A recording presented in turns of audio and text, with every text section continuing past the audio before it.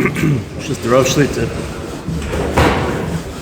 So, pasuk last week's parsha Yisros, Perak Yudches, pasuk Yud Gimel, Vahimi Mochras, Vayeshev Moshe Lishbod Es Ha'am, Vayamay Ha'am Al Moshe Min Ha'Bogav Erev.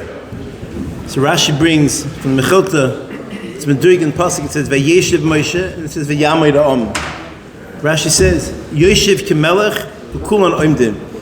Moshe Rabbeinu would sit like a melech, and everyone would be standing. והוקשה הדבר לישראל, the ballad Yisrael.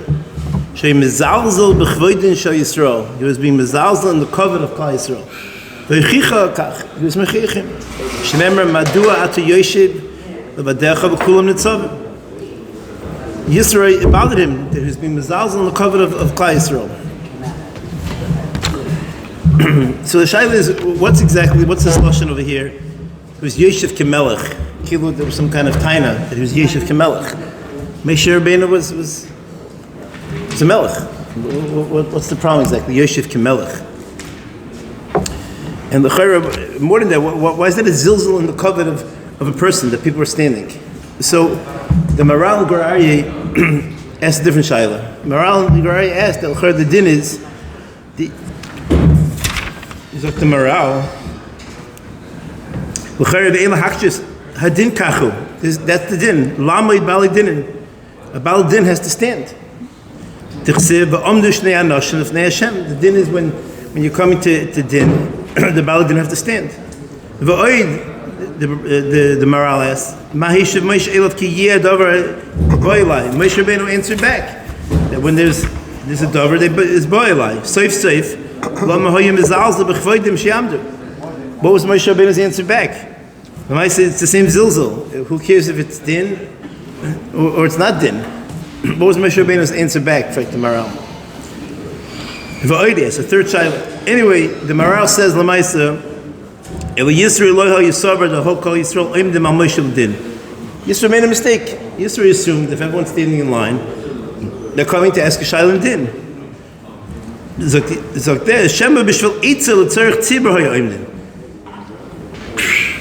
Really, Yisros made a mistake. He thought that they were coming for eitzes. So Mela, if he thought they were coming for eitzes, then Mela is like the Maral. That's why there's no din of that they have to stand. So that's why it bothered like the Maral. That's why it bothered. That's why it bothered them. Bothered Yisros that he's been mezalzel in their covenant. If they're coming to ask eitzes, so why is it that they had to stand? Then he comes to answer Hemshach Apsukim. Anyway, upon him as they state the Maral that it was a zilzal. So a few things. First of all, what was the Maral Shailu L'Chachila? That the Baldin has to stand. The Baldin has to stand. That's the person who's asking the Shailu to Moshe. But it sounds like what's the zilzal? The zilzal is that there was a line of people waiting for around the corner, standing there for 2 hours straight on their feet. That bothered Yisrael. What does that have to do with the one person? Let everybody sit on when he gets to their turn. When he gets to their turn, they'll stand up. What was the Maral's time to B'chal? That I don't know the answer to. But Akaponim, in the etzem din of the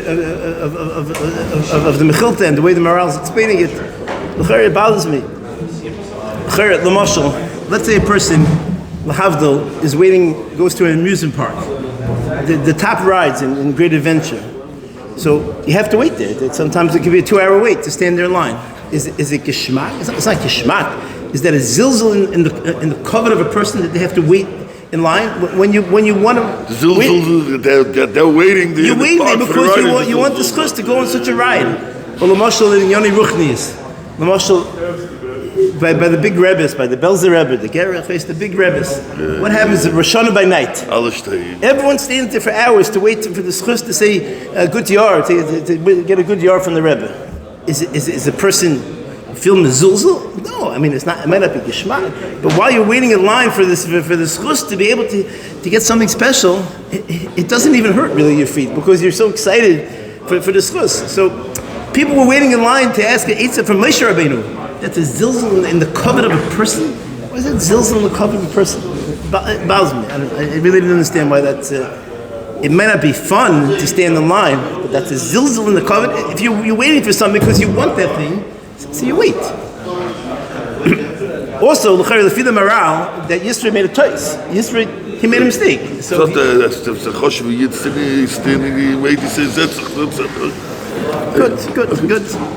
So if Yisro made a choice, why are we saying over? Why is the person telling you that a mistake Yisro made? He made a mistake. Why are we learning from a mistake? He made a mistake. So I think maybe what we could take out from this is that the pasuk is going to tell you whether Yisro is right or not, whether it's considered a zilzul exactly, I don't know. But Yisro came, he saw people standing. What did he think? Right away he said, how can it be? So many people are standing. It bothered him to see people have to stand. And he thought to himself, wait, maybe there's an eitzah. Maybe it bothered him. He was margish, the tsar of a person. All he cared about when he got there is he saw the line. He didn't think about, oh wow, let's see, how long is it going to take to get there? What was on his mind was the tsar of another person. So in his mind, that was called the zilzul on the cover of a person. Whether or not hashkafically he's right or not is not the point. We could learn from Yisro what it means to care about somebody. Avada, of course, we're lucky enough to be in Lutsk. So the lesson is obvious. In Lutsk, the Rav Shlita with his ashpa and the masajim over here, the second they see somebody standing, somebody needing something, there's an automatic reaction. What can we do to make a Yid's life easier? Baruch Hashem, we're lucky. That's what the hakollel is about. We remember Bimei Corona. Those who were lucky enough to be involved in Lutsk. The serious nefesh. Father, remember it means to care about people, make people feel at least they have attachment to something, and to make the families feel good. Baruch Hashem.